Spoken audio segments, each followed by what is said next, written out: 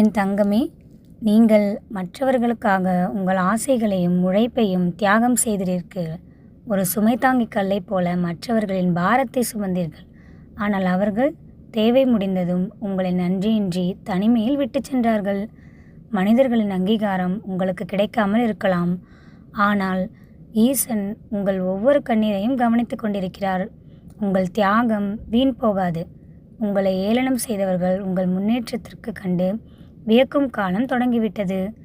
கோவிலில் மணியின் உள்ளே இருக்கும் நாக்கு மணியின் சுவர்களில் மோதி காயப்படும் போதுதான் தெய்வீக ஓங்கார நாகம் ஒலிக்கும்.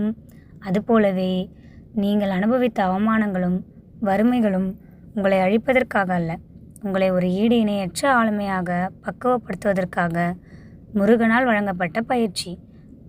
கடலின் ஆழத்தில் மூச்சு முட்டும் அழுத்தத்தை தாங்கும் வீரனுக்குத்தான் பொக்கிஷம் கிடைக்கும். உங்கள் பொருளாதார நெருக்கடிகள் அந்த அழுத்தம் போன்றவை. இப்பொழுது அந்த போராட்டம் முடிந்துவிட்டது. வற்றாத செல்வம் உங்களை தேடி வரப்போகிறது. உடைந்த குடிசையில் அமர்ந்து கொண்டு வருத்தப்படும் ஏழைகளுக்கு தெரியாமல் அரசன் அனுப்பிய பொற்காசுகள் ரதத்தில் வருவது போல நீங்கள் எதிர்பார்க்காத திசைகளிலிருந்து புதிய மனிதர்கள் மற்றும் வாய்ப்புகள் மூலம் செல்வம் உங்களை வந்தடையும். வறட்சியால் காய்ந்து போன ஆலமரம் நிலத்தடி நீரை தொட்டதும் மீண்டும் துளிர்ப்பது போல உங்கள் உடல் பிணிகளும் சோர்வும் நீங்கும். உங்கள் நரம்புகள் இரும்பை போல முறுக்கேறும். புது பொலிவோடு நீங்கள் கம்பீரமாக வலம் வருவீர்கள்.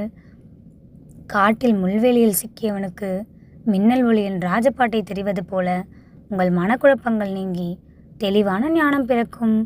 கரடுமுரடான கற்களை கொண்டு சிற்பி ஒரு அசைக்க முடியாத பாலத்தை கட்டுவது போல உங்கள் குடும்பத்தில் உள்ள முரண்பாடுகள் நீங்கி அன்பால் அனைவரும் ஒன்றிடுவார்கள். உங்கள் வார்த்தைக்கு மதிப்பளிக்கும் பொற்காலம் இது.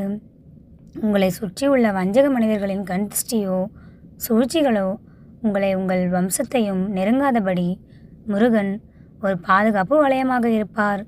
எதற்கும் கவலைப்படாதே, நம்பிக்கையோடு இரு, நல்லதே நடக்கும்.